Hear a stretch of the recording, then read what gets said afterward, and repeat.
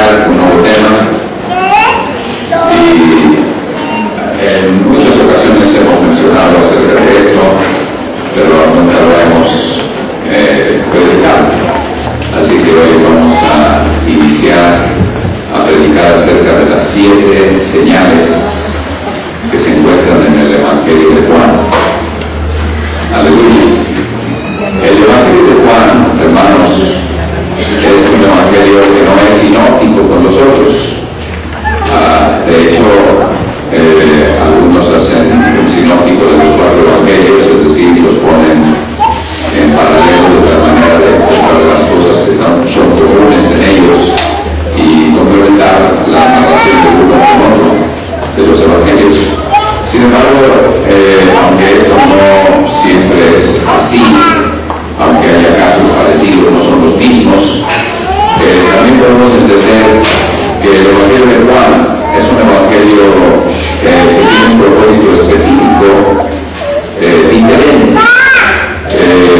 Cada evangelio está orientado hacia cada una de las glorias de Dios y también está orientado hacia cada uno de los temperamentos que la Biblia enseña.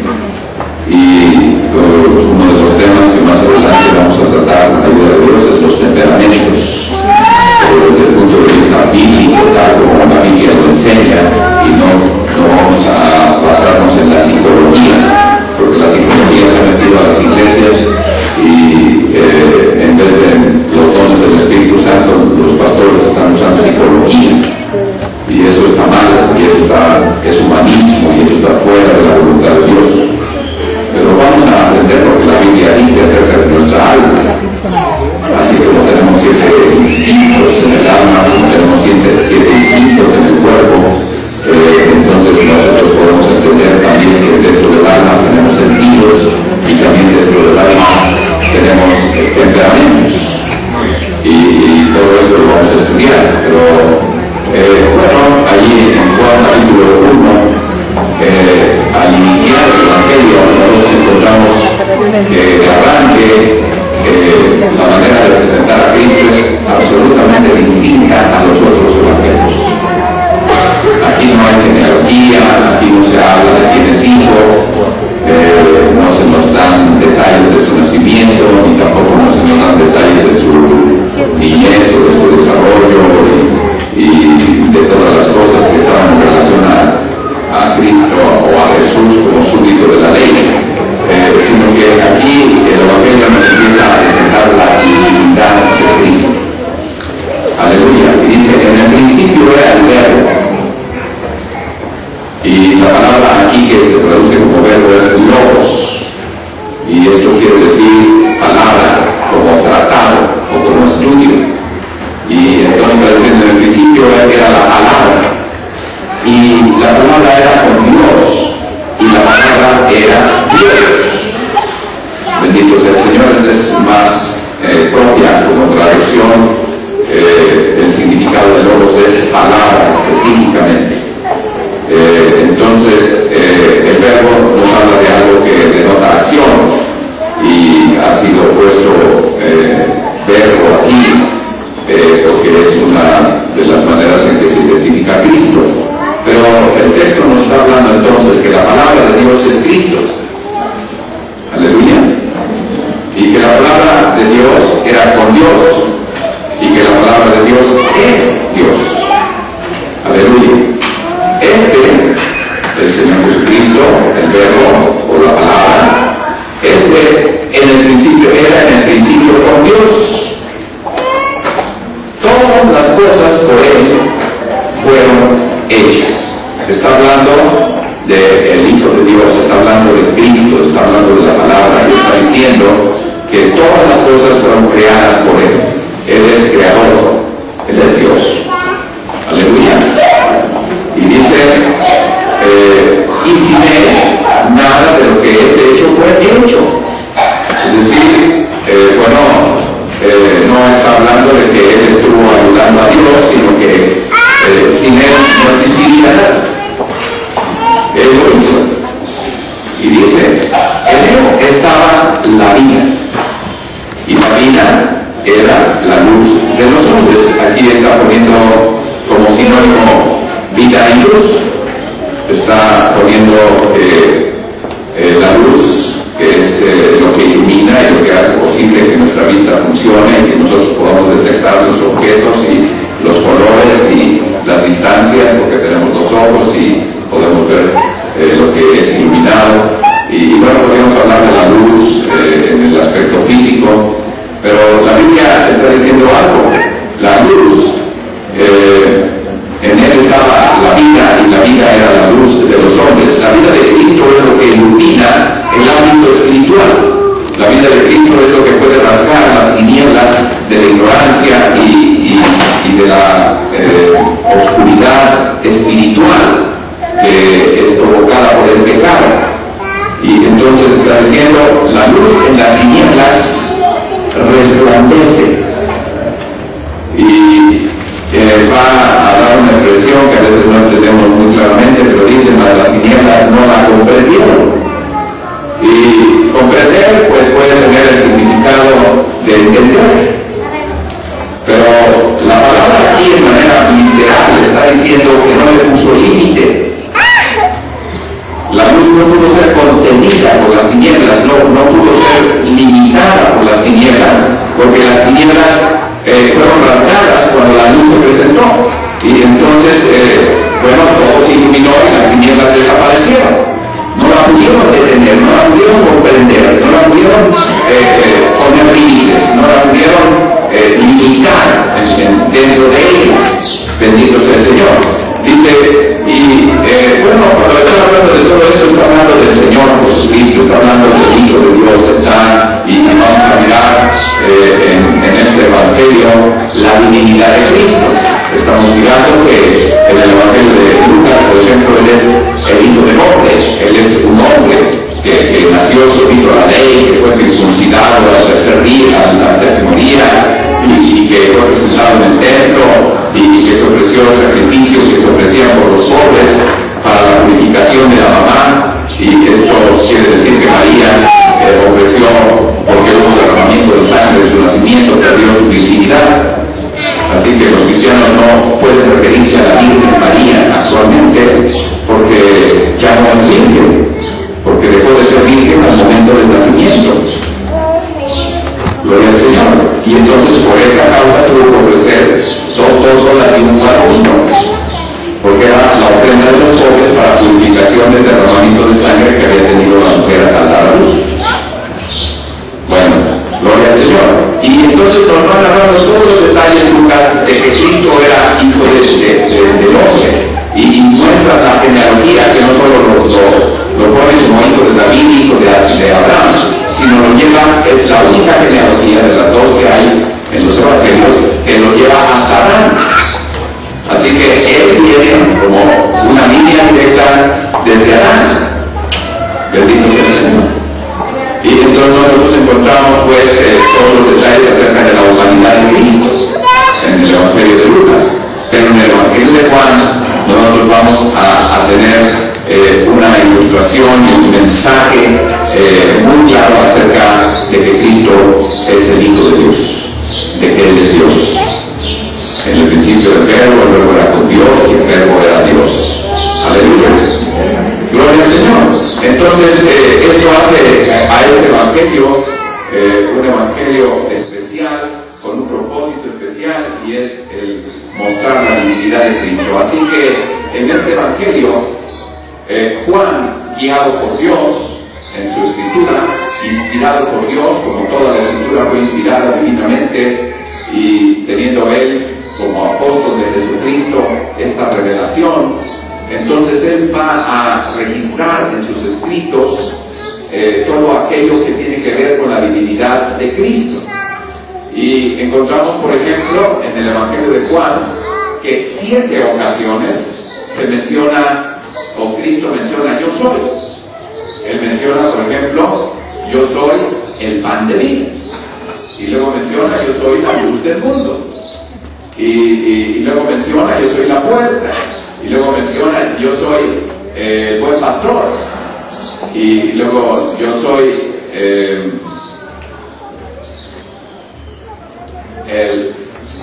la luz del mundo, perdón, esa me la salté.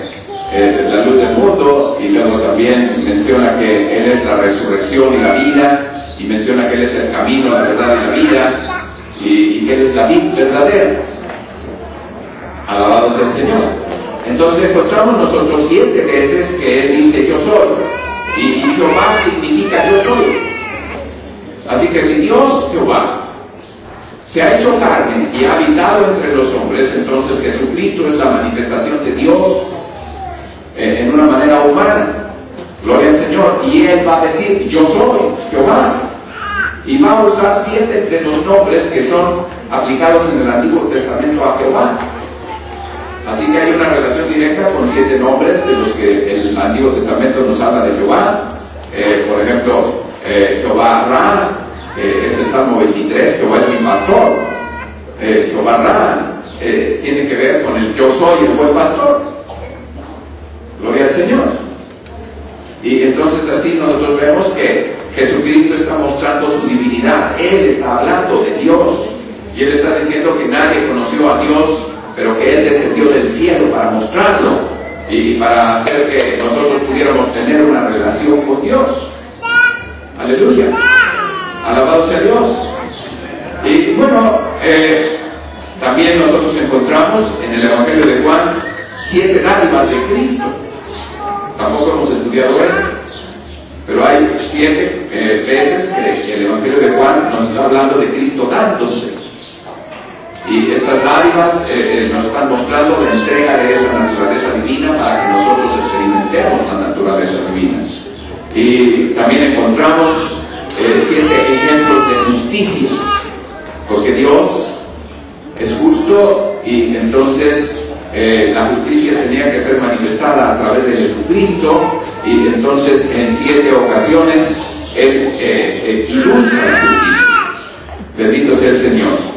Y también en 7 ocasiones Él menciona los días de Dios y los días de los hombres, y está mostrando entonces los tiempos, y como Dios tiene su tiempo que es diferente al tiempo humano.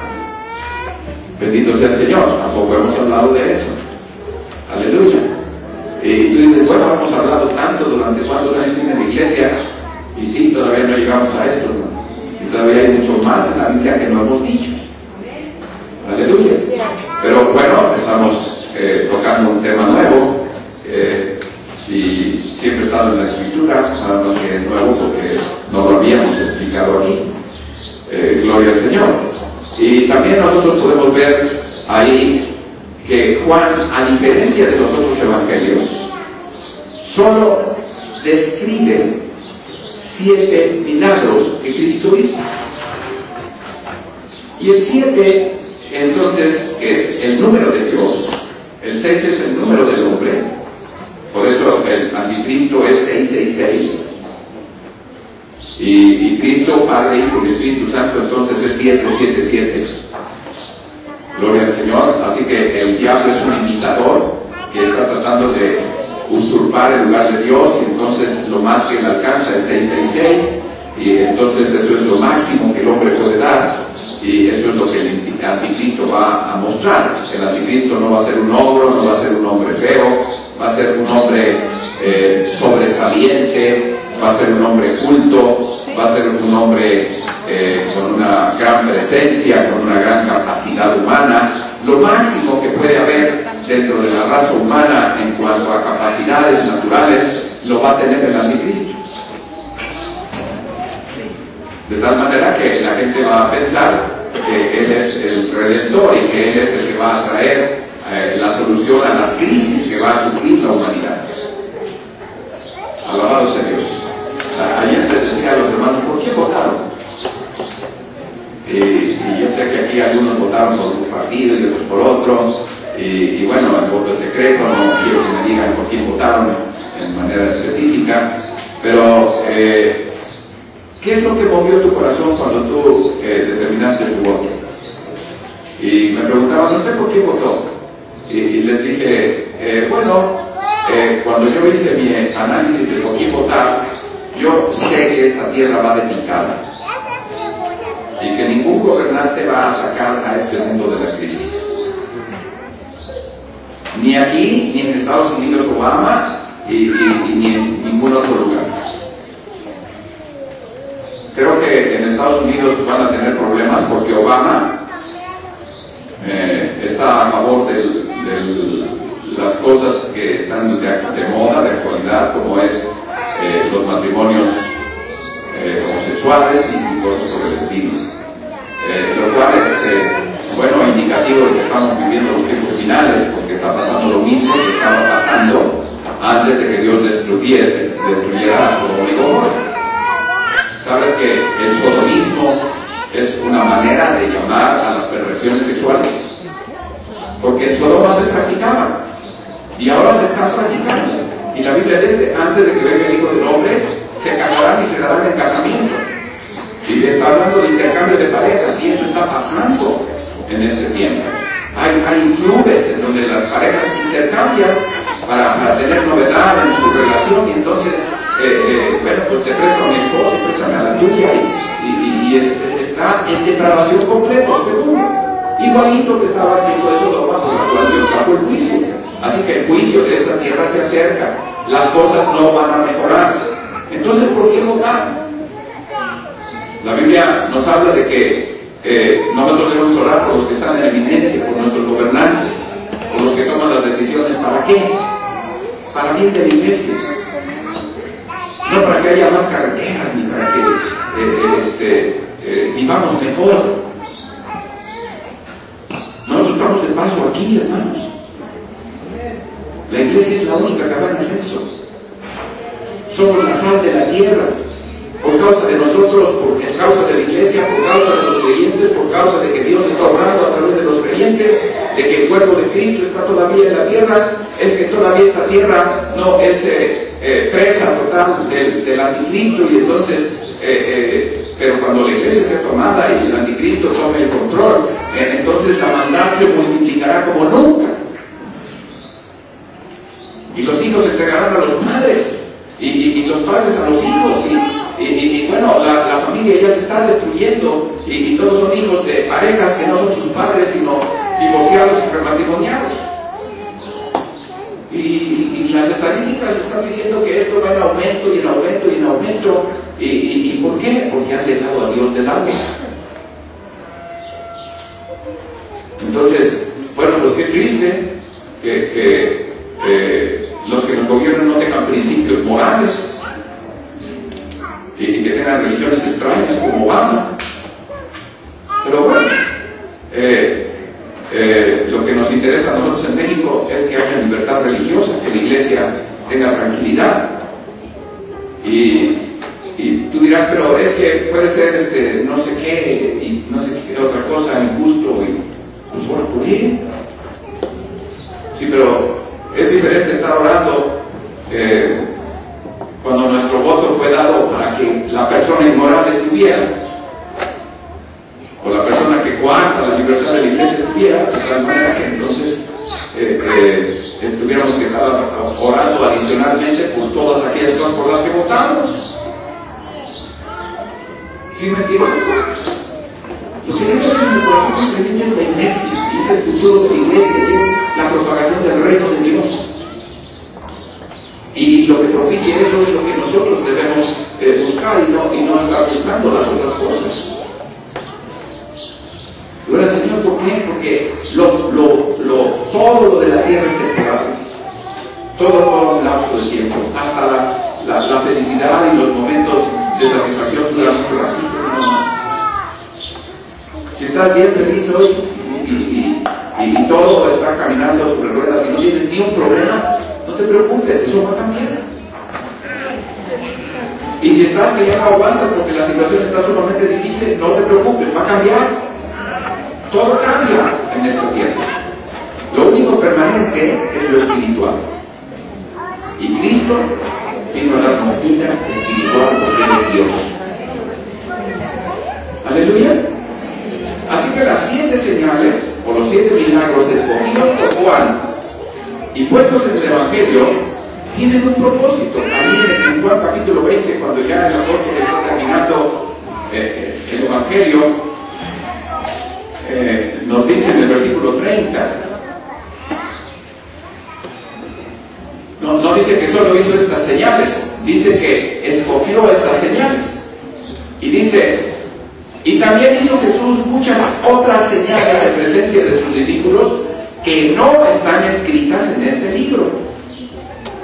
Es decir, escogió solo 7. ¿Por qué solo 7? ¿Y qué hay de todas las cosas que Cristo hizo? ¿Por qué Juan no las registró? ¿Por qué solo 7? Porque tienen un propósito de Dios. Tienen un mensaje especial. Una señal señala. Nos da una dirección, un objetivo. Las señales del camino nos dicen si el terreno es sinuoso, si el terreno tiene derrumbe, si es zona inclinada que va de bajada o si es terreno resbaloso o zona de neblina, y las señales nos van indicando lo que sigue adelante. Y las señales que están en Juan lo que nos están mostrando es, miren, y señalan hacia alguien, y ese alguien es el Hijo de Dios. La diferencia entre un milagro y una señal es que bueno, una señal es un milagro, pero que tiene una intención, está apuntando en una dirección para que nosotros pongamos nuestra atención en ese punto. Gloria al Señor. ¿Tú pones señales en tu Biblia? A veces las subrayas y a veces usas colores y tal color significa algo, es una señal. Estás marcando tu Biblia con señales para que sea más fácil localizar lo que estás buscando.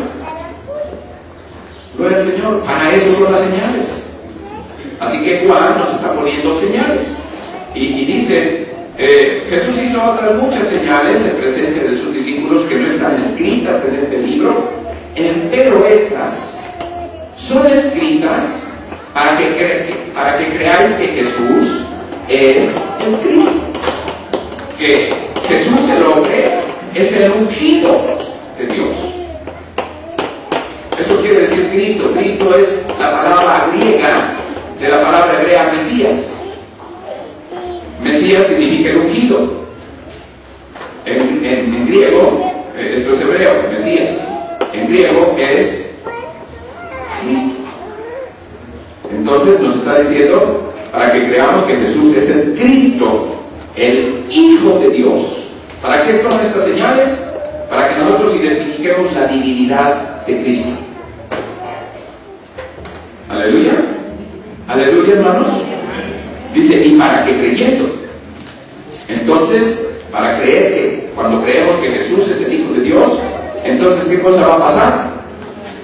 Dice, tengáis vida en su nombre. Aleluya. Entonces Juan es muy claro. Juan nos está diciendo cómo Dios le dio y le mostró qué cosas registrar en el Evangelio que tuvieran el propósito de provocar en nosotros fe en el Hijo de Dios para poder recibir aquello que Él nos vino a ofrecer. Aleluya. Aleluya.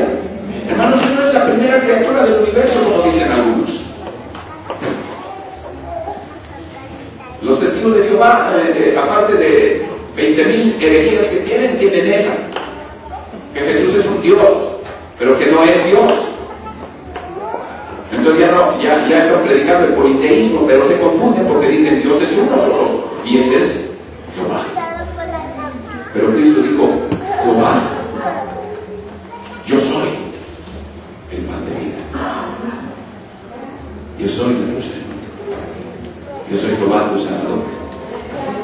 Aleluya. Como en el Antiguo Testamento, en el Nuevo Testamento, Él está hablando las mismas palabras y Él está diciendo algo muy importante. Y si volvemos ahí a Juan capítulo 1, entonces Él está diciendo en una manera muy clara y contundente en versículo 18, a Dios nadie le dio jamás.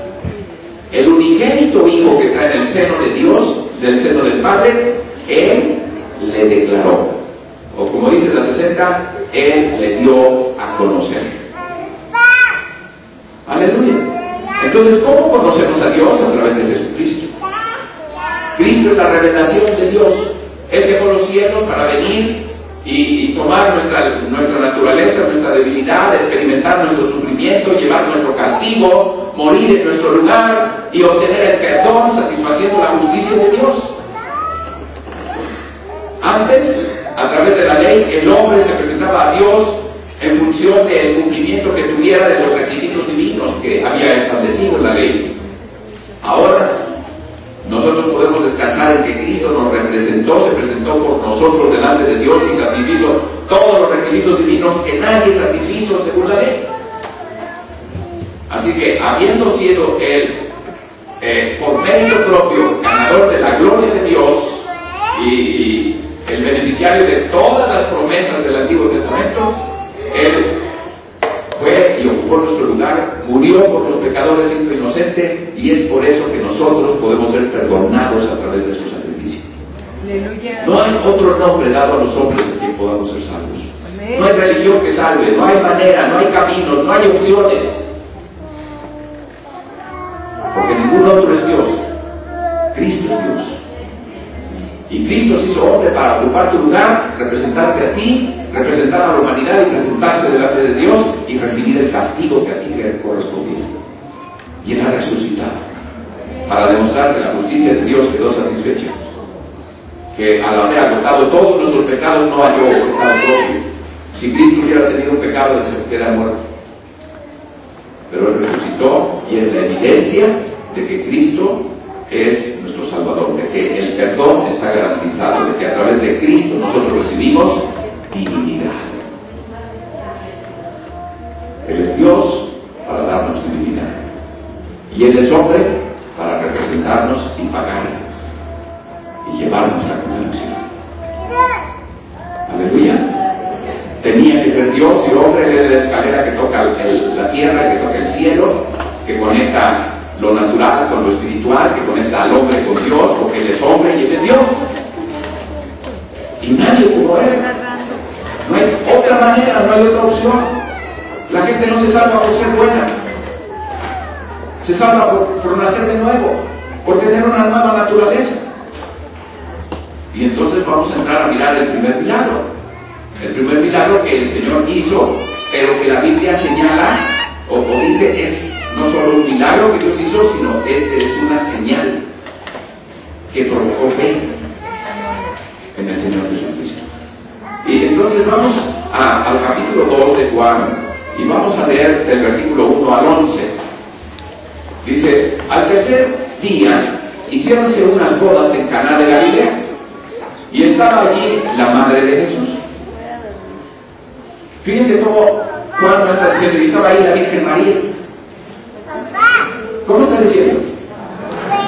Dice, estaba allí la madre de Jesús. Gloria al Señor. Y fue también llamado Jesús y sus discípulos a las bodas. Así que, bueno, la invitación fue para ella y decía, puedes ir con toda tu familia. Y bueno, el Señor Jesús se llevó a sus amigos. Y entonces, bueno, como siempre, algunos llegan a las bodas y siempre traen cola. Así el Señor llegó ahí con todos aquellos que le seguían. Y dice que, bueno, pues tal vez ellos hicieron que esa fiesta estuviera más concurrida, ¿verdad? Gloria al Señor. Dice, faltando el vino, la madre de Jesús le dijo, vino no tienen. Y dice Jesús, ¿qué tengo yo contigo, mujer? ¿Por qué no le digo, oye, mami, ¿por qué le digo, mujer? ¿Por qué se refería a ella en esa manera? Hermanos, entonces le dice, ¿qué tengo contigo, mujer? Aún no ha venido mi hora. Pareciera que, bueno, había un convencimiento en el corazón de María de que Él era el Hijo de Dios. Y entonces está presentándole una necesidad del momento, una necesidad que parece no ser importante. Y le está diciendo, vino no tiene. Y entonces el Señor le dice, no es un tiempo. Sin embargo, noten cómo va evolucionando la cosa. Su madre se voltea a los que sirven, a los servidores, a los sirvientes, y le dice a los que servían, haced todo lo que os dije. Y entonces se refiere a Jesús. Dice, hagan todo lo que les diga. Si los católicos le hicieran caso a María, seguirían a Jesús y harían todo lo que Jesús dijera.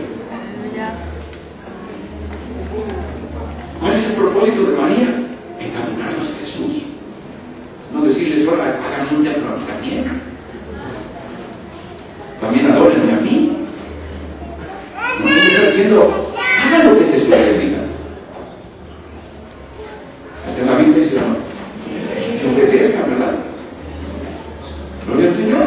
Y entonces, dice la palabra, y estaban allí 6 tinajuelas de piedra para agua, conforme a la purificación de los judíos, que cabían en cada una 2 o 3 cántaros. Y bueno, yo estaba mirando aquí algo. La palabra tinajuela en griego es judria o judría, y era un recipiente de almacenamiento de agua para el uso familiar semanal. Normalmente la llenaban hasta el tope y tenía una capacidad más o menos de 100 litros. Más o menos de 100 litros. Las medidas son aproximadas porque, como vemos, ni siquiera está diciendo que le cabían 2 tinajas o 3 tinajas, sino le cabían de 2 a 3 tinajas. Y la palabra tinaja es katsarismos en griego. Y esta palabra significa de uso exclusivo para la expiación o la purificación. Y tú sabes que el sacrificio de Cristo fue expiatorio. Y expiar quiere decir pagar o llevar un castigo o una sentencia. Así que Cristo está llevando la sentencia por nosotros. ¿Ok? Y estas tinajas tenían un uso. Y el uso de estas tinajas era ser usado para el rito de la purificación que hacían los judíos de acuerdo a lo establecido por Moisés en la ley. El 6 es número de hombre. Entonces está hablando de la vida natural, de nosotros. Esas 6 tinajuelas. Aleluya. Gloria al Señor. La palabra cántaro allí es metretres. Y metretres sí es una medida exacta, es decir, corresponde a nuestras medidas porque le cabían exactamente 40 litros. Y tú puedes, si tú tienes ayudas bíblicas en tu Biblia y te vas a medidas, cuando ves medidas de volumen o de líquidos, te vas a dar cuenta que metretres es igual a 40 litros. Aleluya. Así que de 2 a 3 tinajas más o menos corresponde a 2 y media. Esto quiere decir que cabían como 100 litros más o menos a cada una de los recipientes grandes, de las tinajuelas, y entonces a ellos se les echaba 2 y medio más o menos de los de 40 litros. Esto quiere decir que, bueno, más o menos hubo como 600 litros de agua puesta sobre 6 tinajuelas. Lo interesante del asunto, hermanos, es que cada tinajuela fue llena de agua. Y en ninguna manera esto está aprobando que nosotros tomemos vino. Gloria a Dios. Porque algunos usan esta parábola para decir, pues caray, el Señor convirtió el agua en vino y entonces pues todo el mundo allí tuvo 600 litros para emborracharse.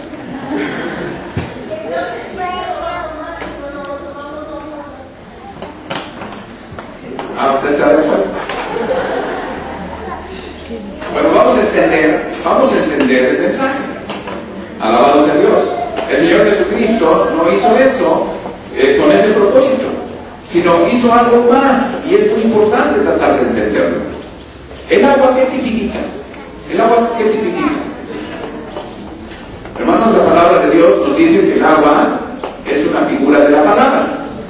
Cuando nosotros estamos leyendo allí en el Evangelio de Juan, dice la palabra de Dios en Juan 15, versículo 3, y vosotros sois limpios. ¿Por qué? ¿O cómo? ¿Qué dice el texto? Por la palabra que os he hablado.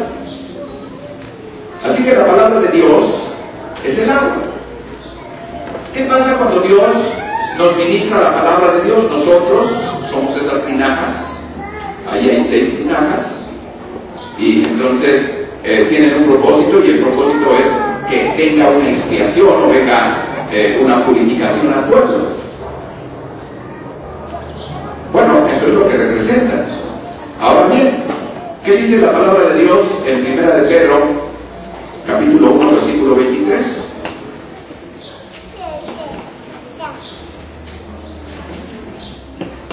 Gloria al Señor. Dice ahí la palabra de Dios, algo muy precioso. Siendo renacidos, no de simiente corruptible, sino de incorruptible, y va a mencionar por la palabra de Dios que vive y permanece para siempre. Entonces, las tinajas fueron llenas de agua. ¿Qué es lo que Dios tiene que hacer con nuestra vida cuando nosotros estamos vacíos? Hermanos, ministrarnos a través de la palabra. ¿Qué es lo que la palabra va a hacer? Nos va a limpiar. ¿A qué se refiere esto? Expiación. ¿A qué se refiere expiación? Hermanos, si alguien ha pagado la culpa, entonces el perdón puede ser entregado. La palabra te muestra que estás sucio. La palabra de Dios te muestra que eres pecador. Pero la palabra de Dios te muestra que hay una redención, que hay una justificación, que hay un perdón que viene a través de Jesucristo. Y la palabra de Dios vive y permanece para siempre. Entonces, cuando tú recibes el mensaje de salvación, cuando tú recibes el mensaje acerca de la obra de Cristo, como lo que tú has oído hace un momento, acerca de por qué Él es hombre y por qué Él es Dios y qué vino a hacer y por qué murió y qué nos entregó, bueno, pues todo esto es el mensaje, esta es la palabra que lo que tiene como propósito es revelarte quién eres tú y quién es Dios y cómo tú puedes hacer contacto con Dios. Y que el único medio es Jesucristo, la palabra, la simiente incorruptible, la que vive y permanece para siempre. Así que, bueno, tú eres un hombre natural y viene la palabra de Dios y tú la recibes. Aleluya. A veces te echan una tinajuela y no es suficiente y te echan la otra. Y entonces cuando la palabra de Dios llena tu vida, tú la recibes, entonces la palabra de Dios empieza a obrar este efecto maravilloso de entendimiento a tu vida, y entonces va a pasar un milagro. Y esto es muy importante, hermano. Esta primera señal va a representar un cambio de naturaleza. Gloria al Señor. El agua, lo que todos vieron, todos los sirvientes usaron fue agua y llenaron las 6 tinajuelas de agua. El Señor les dice: llévensela al maestresala para que la pruebe. Era el jefe, el administrador de la fiesta, el que estaba encargado de que no faltara nada de la fiesta, pero se le había agotado el vino. Y entonces, le llevan a probar este vino. Se supone que es agua, pero el maestresala lo toma y dice: este es un vino de calidad. En la mayoría de las fiestas que yo he organizado, las bodas y los banquetes que me ha tocado a mí organizar, bueno, siempre el dueño de la casa pone primero el vino fino para que la gente lo deguste, y después, cuando ya está medio pasadón, pues entonces le damos del corriente, al cabo que ya ni se dan cuenta. Pero este señor hizo al revés: primero dio el corriente y ahora saca un vino que es de primerísima calidad. Y no lo entendía en nuestra sala. Pero el Señor no estaba pensando ni en la fiesta ni en el maestresala, ni estaba pensando en los convidados. ¿En qué estaba pensando Cristo? En sus discípulos. ¿A qué se los llevó? A enseñarles. ¿Y qué les quería enseñar? Número 1, que quién era Él. Y número 2, ¿qué es lo que Él iba a hacer en sus vidas? Aleluya. Bendito sea el Señor. Y entonces nosotros podemos ver algo. Allí en Génesis 9, versículo 4, Génesis 9, 4, y esta es una primera ocasión que se menciona, pero después muchas veces se va a mencionar en el libro de Éxodo y en el libro de Levítico y también en Deuteronomio. Vamos a encontrar esta misma prohibición, y la prohibición es beber sangre. Y dice en Génesis 9, el versículo 4, dice: empero carne consumida, que es su sangre, no comeréis. Y entonces Él está diciendo algo. Tú vas a sacrificar a los animalitos como yo estoy pidiendo que lo haga el sacerdote, y el sacerdote es una figura de Cristo y el animalito es la ofrenda, una figura de Cristo. Y está diciendo, pero no vas a beber la sangre, se la sacas y la derramas en el altar, pero no la bebes, no vas a comer la carne con su sangre. ¿Por qué? Porque es la vida. La vida es la sangre. Y entonces nos está hablando de algo.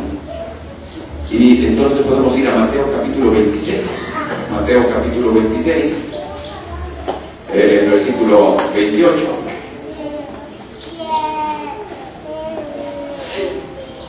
Nos dice la palabra de Dios.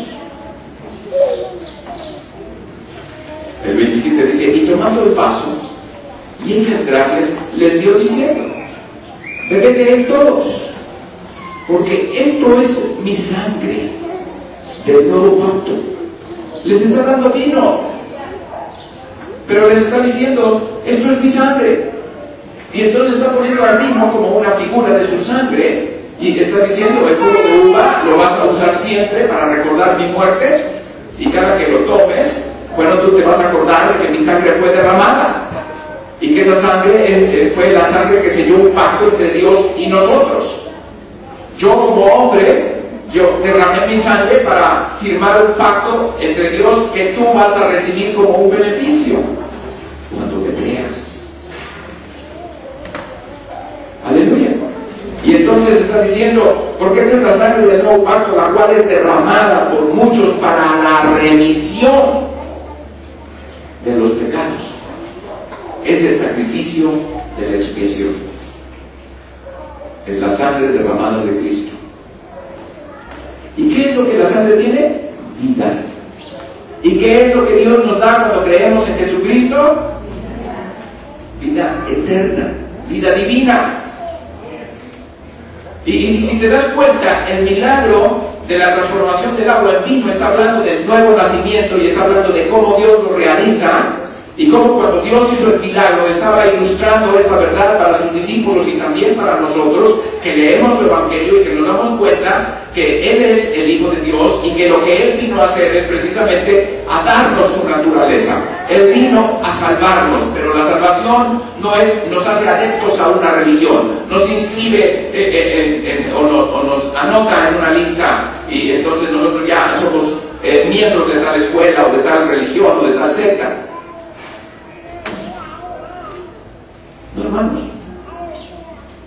nos rocía con su sangre, nos imparte vida.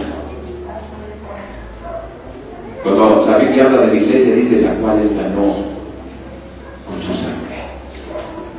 Él la ganó con su sangre.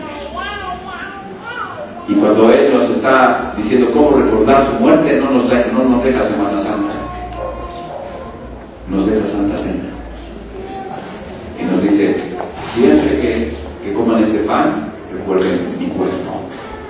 Y siempre que tomen este vino, recuerden mi sangre, que fue derramada para la remisión de los pecados de muchos.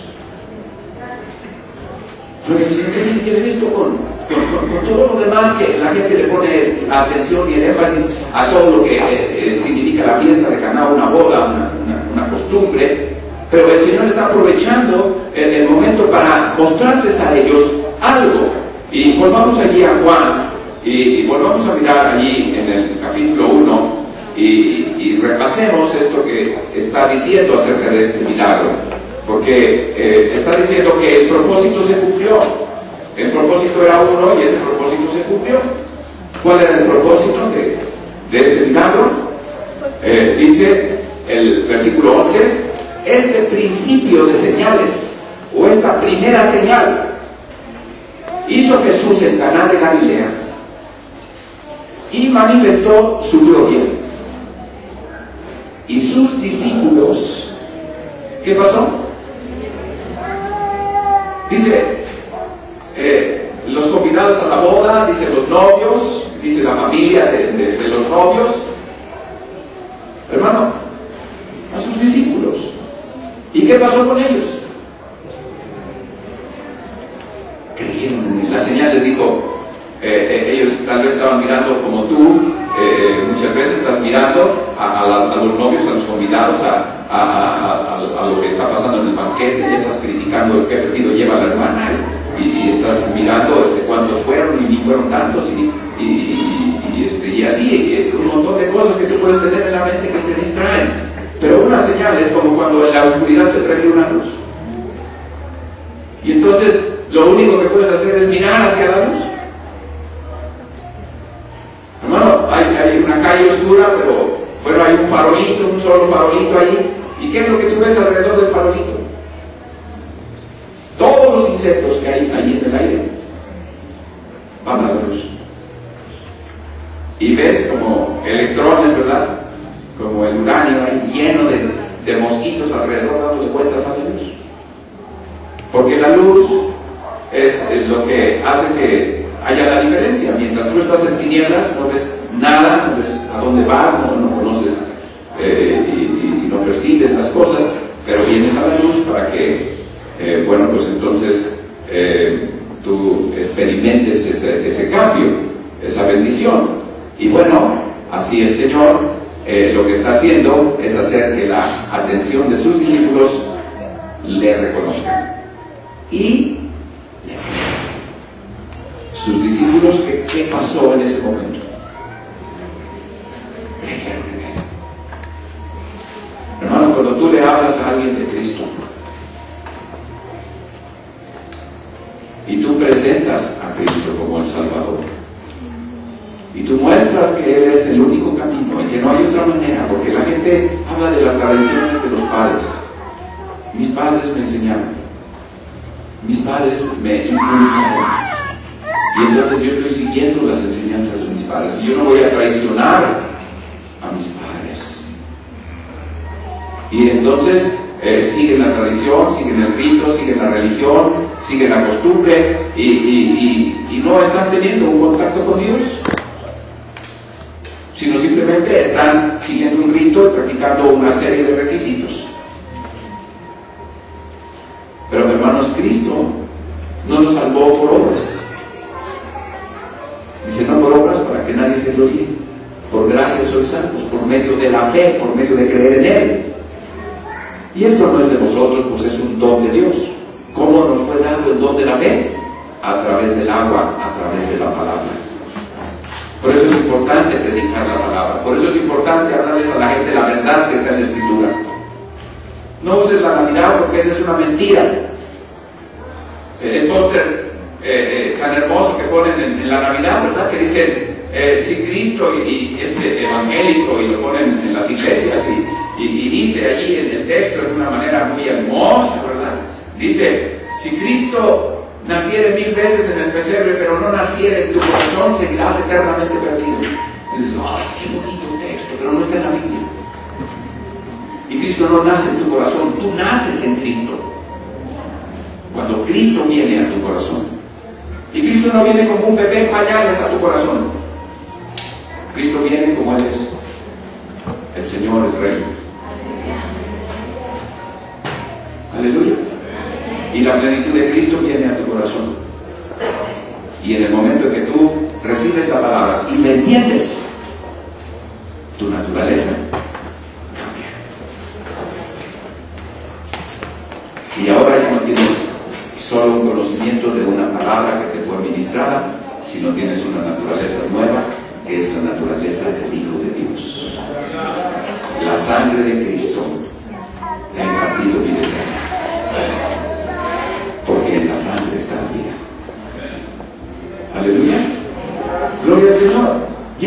recibe esta señal. Gloria al Señor. Entonces ya crees en Cristo. Porque el propósito de esta señal es darnos cuenta que Cristo es el único medio a través del cual nos podemos acercar a Dios.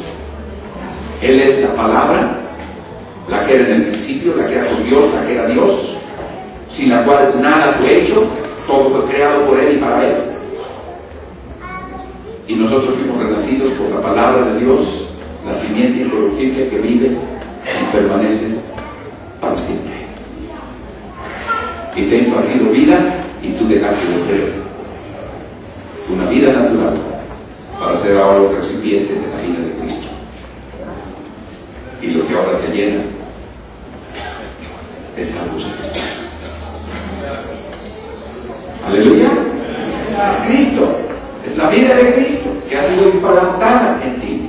El que tiene al Hijo tiene la vida. El que no tiene al Hijo de Dios no tiene la vida.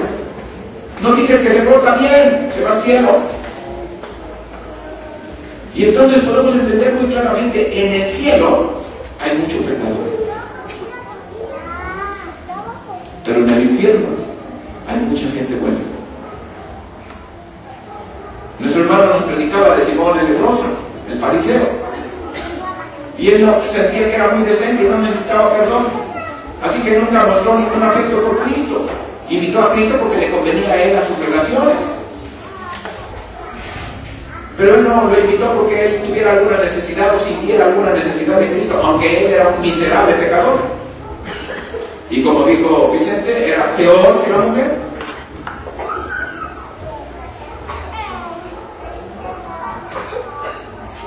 ¿Y la mujer qué fue? La mujer recibió a Cristo. Recibió el perdón. Y la Biblia dice que junto con el perdón viene la vida. Es hasta que nosotros recibimos el perdón, que recibimos a Cristo, recibimos la vida, y entonces dice que nos dio vida juntamente con Cristo al perdonar nuestros pecados. Colosenses. Alabado sea Dios. Y entonces esta señal ahora ya tiene significado para nosotros. ¿Cuántas veces la has leído? Yo quiero preguntarte, ¿alguna vez lo entendiste? Y yo te voy a confesar algo. ¿Sabes por qué no te lo predicaba? Porque tampoco la entendía. Gloria al Señor. Necesitamos revelación, necesitamos que Dios nos muestre lo que está en su palabra, porque cuando viene un entendimiento espiritual de una verdad espiritual, entonces nosotros somos edificados y se produce en nosotros ese beneficio que Dios nos quiere dar. Así que si la primera señal hace un cambio tan maravilloso de pasarte de muerte a vida, de cambiar totalmente la dirección de tu destino, ya no vas al infierno, nunca vas a ir al infierno. ¿Y por qué? Hermano, porque Cristo vive en ti. Porque tienes la vida de Cristo en ti. Porque Él te llenó de su palabra y entonces cuando creíste se convirtió en naturaleza. Aleluya. Aleluya. Hermano, cuando yo lo entendí, yo empecé a regocijarme y dije, caray, la palabra de Dios es maravillosa, no cabe duda que es una mente divina y que lo único que necesitamos es humillarnos nosotros y vaciarnos de nosotros y decirle, Señor, revélate a mí y muéstrame tu verdad. Y entonces, ahora estamos teniendo un entendimiento y nos regocijamos en eso, porque esto es lo primero que Dios hace en nuestra vida. Cuando veamos la segunda señal, vamos a ver lo segundo que Dios hace en nuestra vida. Como al mirar a Jesucristo en esta nueva manera y poder ver una señal que nos está otra vez ubicando a Cristo como el que está llevando a cabo también esa segunda operación en nuestra vida, nosotros también la vamos a recibir, la vamos a experimentar y vamos a ser bendecidos con esa señal. Alabado sea el Señor. Alabado sea el Señor. ¿Tú crees que esto es maravilloso?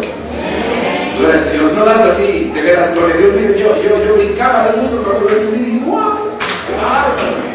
Qué bonita es la palabra de Dios, qué maravilloso es poder entender lo espiritual y no simplemente una narración en que nosotros estamos poniendo nuestra atención en lo natural, sino en aquel mensaje, aquella señal, aquello que Dios quiere, que ha puesto, que no lo entienden los sabios y entendidos de este mundo.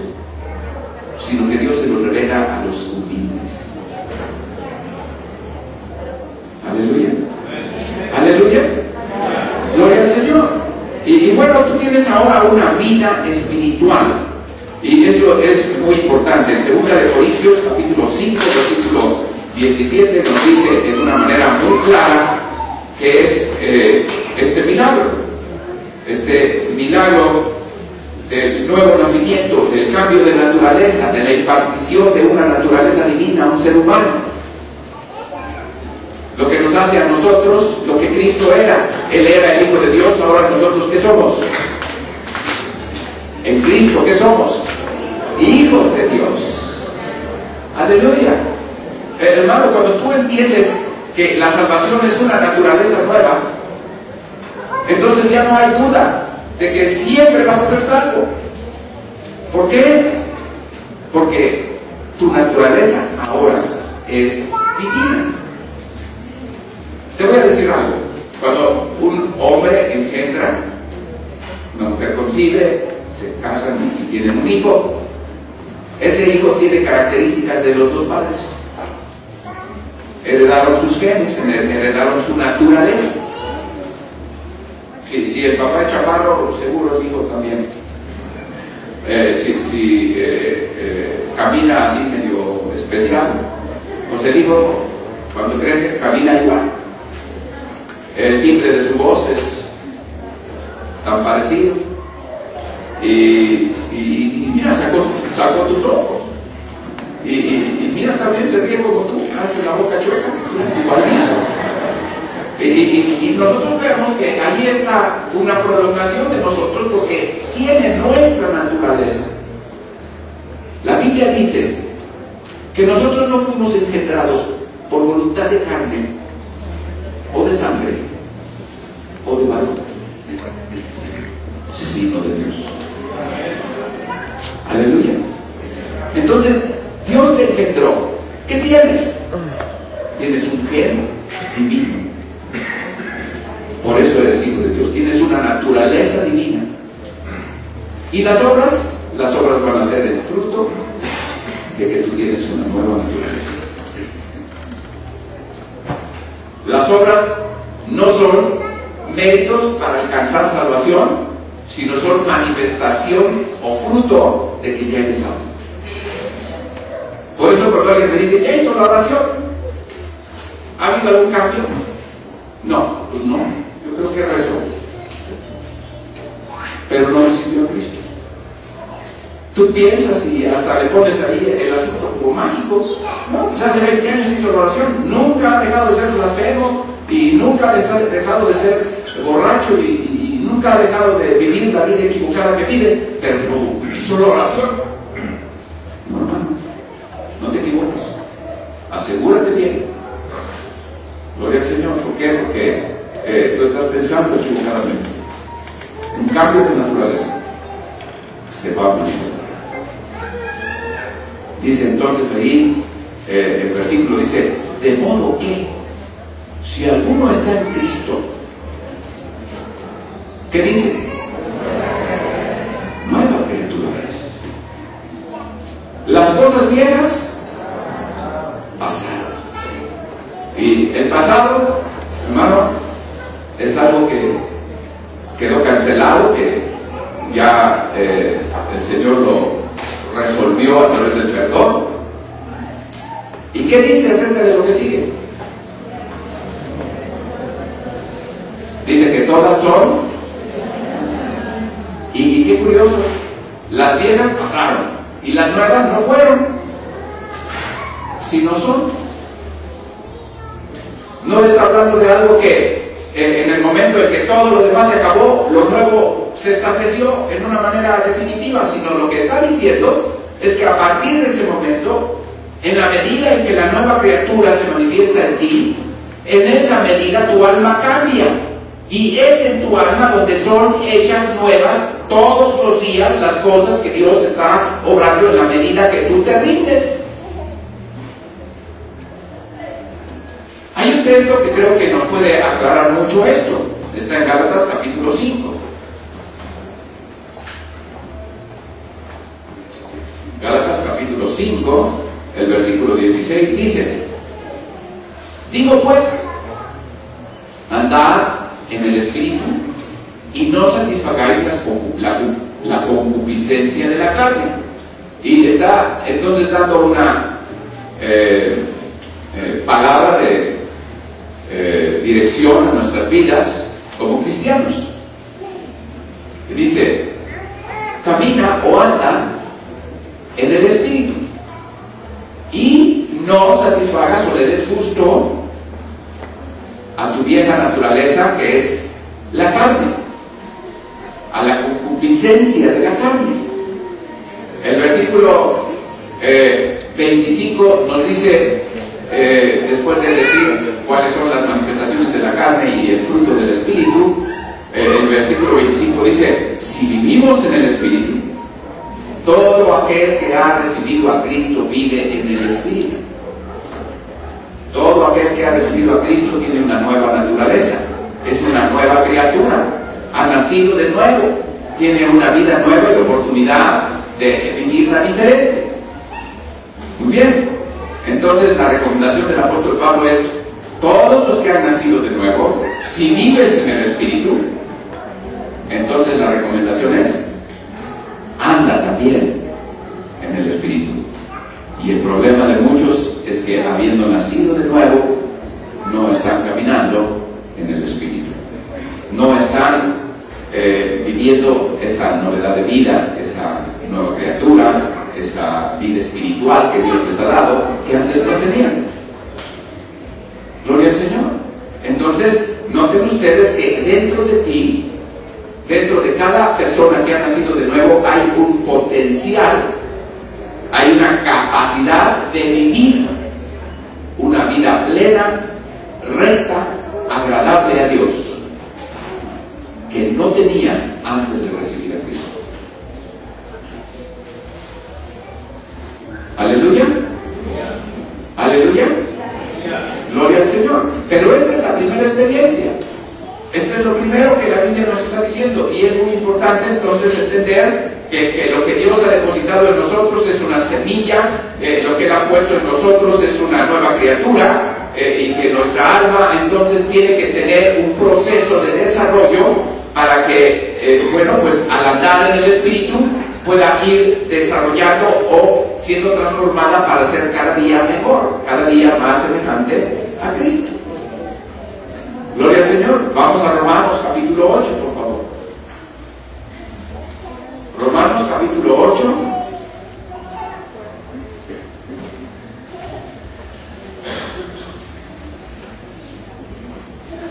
El versículo 13. Dice: porque si vivieres conforme a la carne, ¿qué dice? Moriréis. Mas si por el Espíritu mortificáis las obras de la carne, viviréis. No dice que tú y tu esfuerzo propio van a lograrlo. ¿Cómo la carne va a someter a la carne, hermano? ¿Cómo la vida natural se va a restringir o se va a reprimir? Lo que la Biblia está diciendo es que si andamos en el Espíritu, entonces mortificamos a la carne. Tienes dos naturalezas. Cristo tenía dos naturalezas y nosotros tenemos dos naturalezas. Cristo tuvo su naturaleza humana sin pecado y se conservó sin pecado porque venció toda tentación, y entonces pudo, después de ser tentado, de ser probado y de ser aprobado, pudo presentarse por nosotros delante de Dios. Aleluya. Pero nosotros venimos de Adán, del primer Adán, que sí falló y que nos heredó en sus genes una naturaleza de pecado. Y traemos todos esos inconvenientes del pecado de rebelión que hubo en ellos. De tal manera que, nosotros tenemos una tendencia al mal. En la vida natural, nosotros tenemos buenas intenciones, pero no tenemos el logro de la voluntad de Dios. Nosotros no podemos cumplir la ley. Si son 10 mandamientos nada más, y tú cumples 9 y fallas en uno, eres transgresor de la ley. Y estás condenado. Así que todos los hombres sin Cristo están condenados. Pero la Biblia nos está diciendo entonces que si nosotros, que ya recibimos vida en el Espíritu, entonces vivimos en el Espíritu, entonces mortificamos a la carne. Y las obras de la carne ya no se manifiestan en nosotros. Aleluya. ¿Queda claro esto, hermano? Entonces es muy importante entender que una señal es un indicador y que nos está mostrando una primera obra que Dios hace en cada uno de los que creen en Él. Y que cuando nosotros recibimos esa obra, recibimos un potencial maravilloso para vivir una vida plena, diferente a cualquier otra cosa que jamás hubiéramos intentado en nuestra propia capacidad. ¿Qué dice ahí?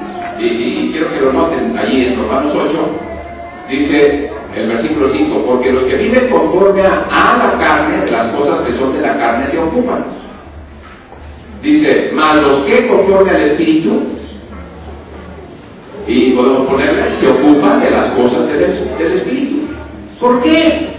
Porque la intención de la carne es muerte. Mas la intención del Espíritu es vida y paz. Por cuanto la intención de la carne es enemistad contra Dios. Está diciendo muy claro que nosotros en nuestra vieja naturaleza estábamos separados de Dios, éramos enemigos de Dios. Y está diciendo, ¿por qué? Porque no se sujeta a la ley de Dios. La carne, la vida natural, no se sujeta a la ley de Dios, ni tampoco puede. Si alguien hubiera podido alguna vez, una sola ocasión, hacer todo bien, no hubiera necesidad de que Cristo hubiera muerto. Pero Cristo tuvo que morir porque no se halló en la tierra, en toda la época de la ley, un solo hombre cabal que la cumpliera. El único hombre que ha pisado esta tierra que cumplió la ley perfectamente fue Cristo. Tentado en todo según nuestra semejanza, pero sin pecado. Bendito sea Dios. Dios es muy sabio, ¿verdad? Dice, la carne no puede. ¿Por qué no sigues intentando en tu esfuerzo propio? ¿Por qué sigues ahí queriendo tener un poco wash y decirte, sí, ahora sí lo voy a hacer, ahora me voy a portar bien, ahora sí. No me voy a enojar, no me voy a enojar. Oye, no molestes, te estoy hablando.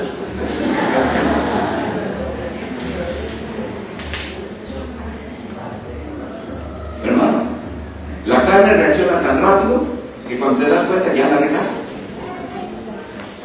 Y entonces el texto está diciendo de una manera muy clara, no puede. Así que los que están en la carne no pueden agradar a Dios, no puedes hacerlo en tu propia capacidad, no puedes en tu propio esfuerzo, tu vida natural no te alcanza para hacer el más mínimo mérito, no puedes alcanzar ningún favor divino. Dios no te puede bendecir porque pongas carita de gato con botas.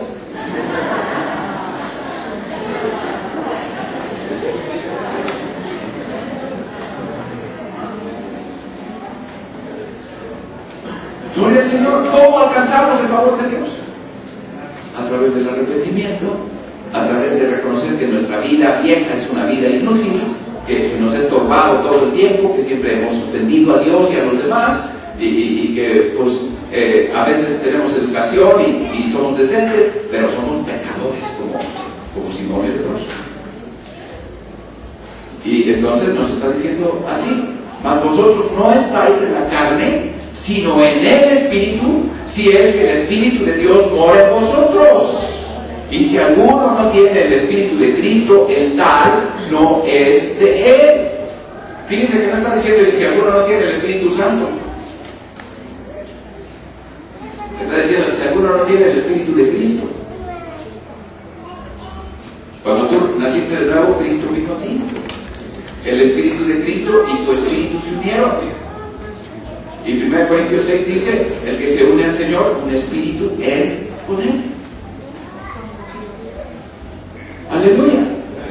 Entonces, cuando Cristo vino, el Espíritu de Cristo vino, entró a tu espíritu, se iluminó ese lugar que estaba oscuro, y entonces la Chequina alumbró el lugar santísimo, y la presencia de Dios se quedó para siempre dentro de ti.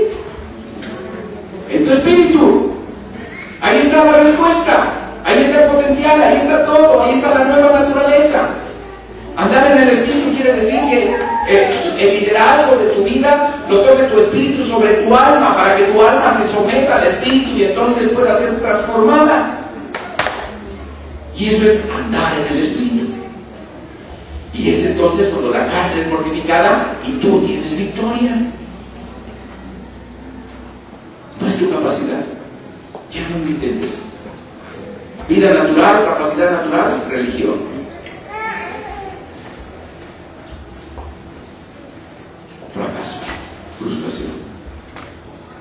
Vida nueva, Cristo en tu espíritu, lo dejas salir, te rindes a Él, permites que Él se manifieste en tu vida, que Él tenga el control, tú sometes tu alma, sometes tu voluntad, sometes tu mente, sometes tu corazón, y entonces Dios empieza a tomar el control de tu vida, y cuando tú te rindes, entonces Él mortifica tu carne, y lo que se ve a ti no eres tú, sino es Cristo en ti. Y entonces eso te hace miembro de su cuerpo, parte de su cuerpo, y un vehículo a través del cual Dios va a poder manifestarse en muchas maneras. Lo que nos enseñan 6 tinajas. Gloria al Señor, algunos parecen tinajas.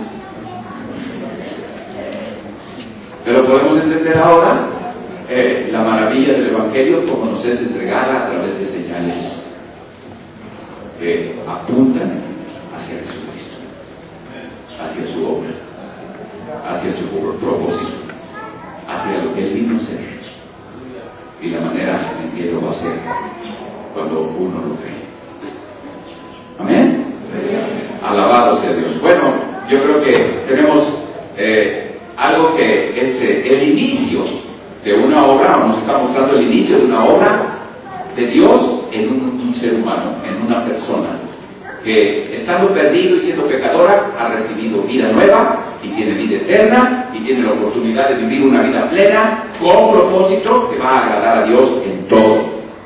Pero para eso necesita ver las siguientes señales para poder aprovechar todo ese potencial y entonces entrar en cada una de estas etapas y experiencias que Dios quiere que cada uno de nosotros tengamos.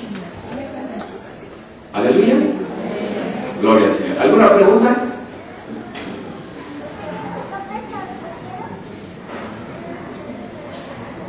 No me van a preguntar cuántas botellas salen de una tinaja.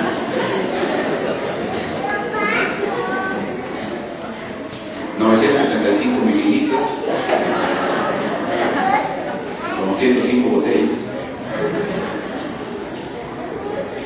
Hermano, ¿ya entendiste? Esto trajo luz a tu vida.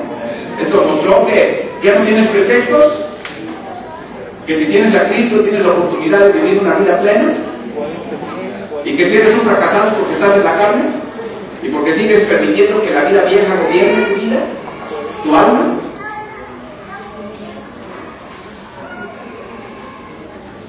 Gloria a Dios.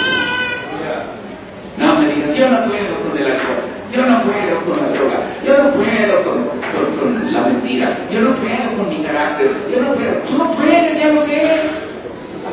Pero tienes una nueva criatura, tienes una nueva naturaleza que sí puede. Y entonces puedes decir como Pablo dijo, y con esto termino: todo lo puedo en Cristo que me fortalece. Así que cuando estés ahí en la crisis, en vez de decir boto la toalla, esta vida no es para mí, yo ya lo intenté y no pude, lo que debes decir es: ya lo intenté y no pude, y ahora ya entendí que lo que debo hacer es rendir mi voluntad y poder liberar esa nueva naturaleza que Dios me ha dado, que está en mi espíritu. Y si yo ando en el espíritu, tengo la victoria, y el diablo está derrotado, y la carne está derrotada, y mis vicios están derrotados, y mi carácter está derrotado, y todas aquellas cosas que me están estorbando en mi vida natural están derrotadas. Digan gloria a Dios, los enojones, porque tienen victoria sobre el carácter.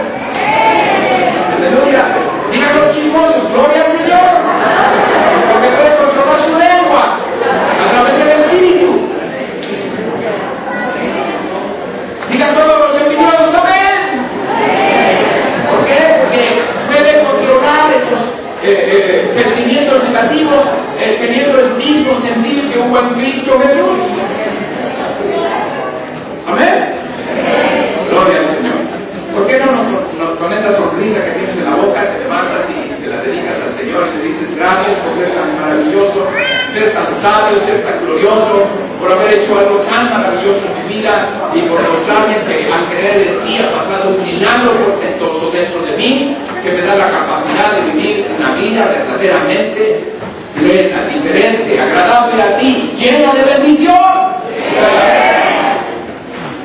Aleluya. Padre, gracias por tu amor tan grande manifestado en el sacrificio de Cristo. Gracias porque tú eres el agua que nos limpia. Tú dijiste, vosotros sois limpios por la palabra que yo os hablé. Y dice en el principio, yo era con Dios, la palabra era con Dios y la palabra era Dios. Y tú nos has venido y nos has dado la palabra que necesitábamos escuchar y la recibimos y la creímos y tú nos impartiste tu naturaleza y fuimos transformados y ahora tenemos vida, tu sangre, tu vida. Y podemos alabarte y bendecirte por eso. Y podemos decir, Señor, sí, nosotros todo lo podemos en Cristo que nos fortalece. Sí, Señor, podemos vivir en esta clave, en esta manera que tú nos estás diciendo, una vida espiritual. Ya no más una vida natural, ya no más una vida humana, sin Dios, sino una vida espiritual, sobrenatural y gloriosa. Gracias, Dios, por el milagro del cambio de la naturaleza. En el nombre de Jesús nos encomendamos a ti y pedimos, Señor, que tu iglesia viva esta verdad y empiece a disfrutar, o esté disfrutando y disfrute cada vez más de esta verdad maravillosa y pueda comprobar y corroborar en su vida que esta verdad sí funciona, que es lo que hace la diferencia, es por lo cual Cristo resucitó, para que nosotros tengamos vida y tengamos calidad de vida espiritual por Cristo Jesús. Amén. Saluda a tu hermano, ahí está Cristo. ¿Quieres abrazar a Cristo? Ahí está tu hermano.